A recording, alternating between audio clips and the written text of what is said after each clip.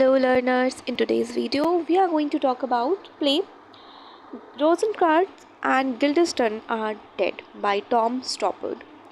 पहले हम टॉम स्टॉपर्ड के बारे में बात करेंगे फ्रॉम 1937 टू 2025। ये एक मॉडर्न प्ले राइट और स्क्रीन राइटर थे। ये अपने प्ले जो कि बहुत ज़्यादा इंटेलेक्चुअल, फिलोसफिकल और ह्यूमरियस होते थे उनकी वजह से जाने जाते हैं।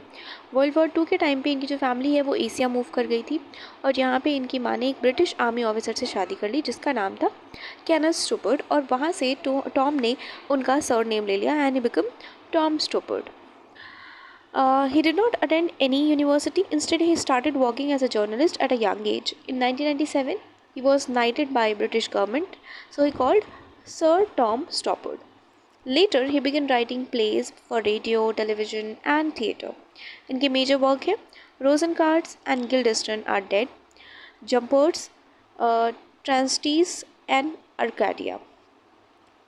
ये जो प्ले है ये 1966 में लिखा गया है और पहली बार इसको एडिनबर्ग 1966 में ही परफॉर्म किया गया था। In Hamlet, Rosencrantz and Guildensterns are minor friend of prince Hamlet. Hamlet जो शेक्सपियर की एक प्ले है उसमें रोजेनकर्ट्स एंड गिल्डेस्टर्न बहुत माइनर कैरेक्टर हैं जो कि प्रिंस हैमलेट के एक फ्रेंड का रोल प्ले करते हैं, और इन दोनों को हैमलेट के ऊपर नज़र रखने के लिए किंग भेजते हैं। लेकिन बाद में ये इंग्लैंड आते हैं जिसमें with a letter ordering Hamlet's death, और इनको इंग्लैंड भेजा जाता है हैमलेट पे नज़र रखने के लिए, और वहाँ पे वो एक लेटर लेके जाते हैं जिसमें एक ऑर्डर लिखा होता है कि हैमलेट को डेथ पनिशमेंट दे दी जाए। However Hamlet secretly changes the letter and Rosencrantz and Guildenstern are executed instead. और जब वो लेटर लेके इंग्लैंड पहुंचते हैं वहाँ पे हैमलेट जो है उनका लेटर चेंज कर देता है और इसकी वजह से रोजेनकर्ट्स एंड गिल्डेस्टर्न को वहाँ से निकाल दिया जाता है। Stupids play tells the story from their points of view, showing their confusion and lack of control over their fate. So स्टॉपिड की ये जो प्ले है यहाँ पे रोजेनकर्ट्स एंड गिल्डेस्टर्न का पॉइंट ऑफ व्यू दिखाया गया है कि कैसे उनको बहुत कन्फ्यूज़न होता है, इवन उनका कोई कंट्रोल नहीं होता उनके फेट पे। We talk about the structure of the play. तो इसमें 3 एक्ट है।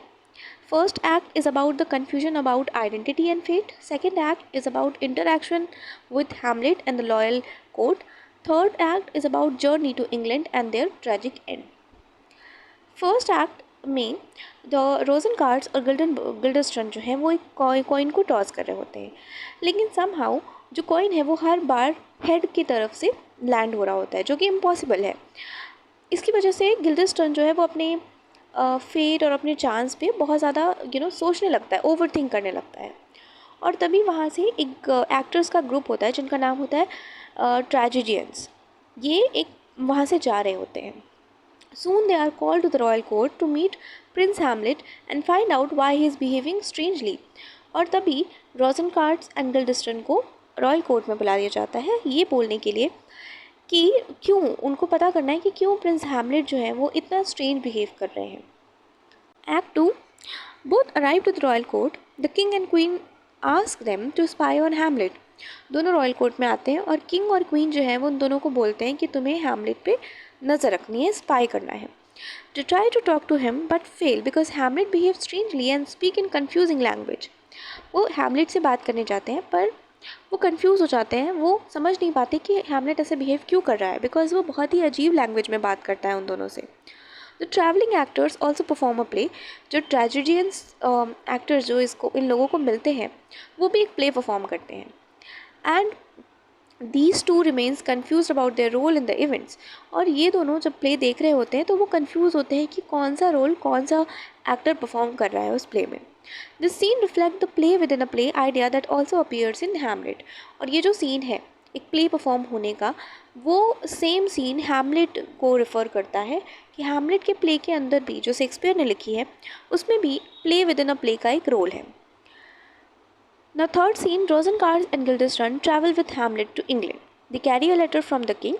Later, they discover that the letter orders Hamlet's death, but Hamlet secretly changed the letter so the Rosencrantz and Guildenstern will be executed.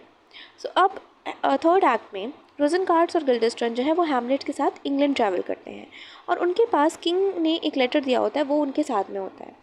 जब वो letter पढ़ते हैं तो उन्हें पता चलता है कि उस लेटर के अंदर हैमलेट की डेथ का ऑर्डर है।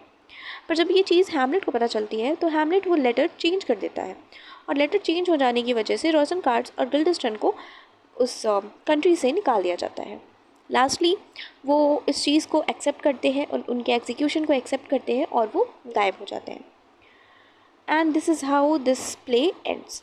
So the major character you can see is Rosencrantz, Guildenstern, Hamlet, and the player. The major theme in this play is absurdity of life, fate versus free will, identity crisis, illusion versus reality.